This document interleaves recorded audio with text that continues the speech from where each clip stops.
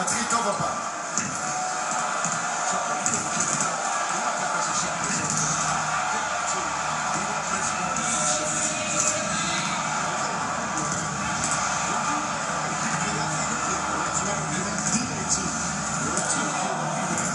זאת העמדה הכי טובה שלו, בעונה רגילה הוא קנה משם 80 מ-160. רק 3 מ-5.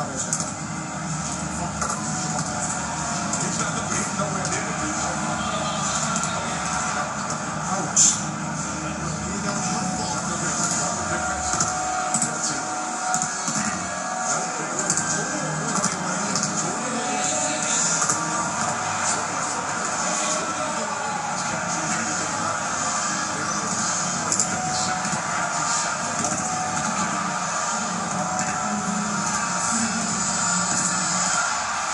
משפר בשתיים את הסקור שלו בסיבוב הראשון, אבל אפשר לראות שהוא מאוכזב.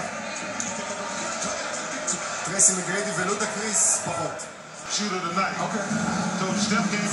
זה בין סטף קרי לקליי תומפסון שצריך 24 כדי לזכות בפעם הראשונה בתחרות השלשות. שנה שעברה קרי עשה את זה ב-27 וב-23 הספיקו לו.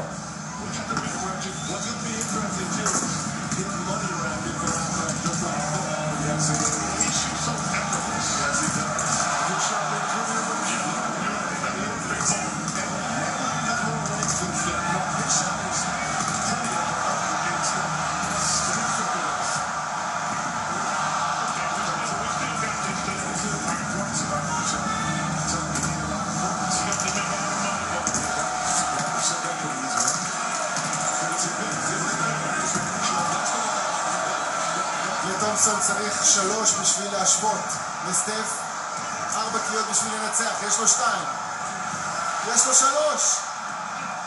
קליי תומפסון אלוף תחרות השלשות לשנת 2016, והוא משווה את מה שסטף קרי עשה בשנה שעברה עם 27 נקודות. הספלש בראדרס חולקים בתואר.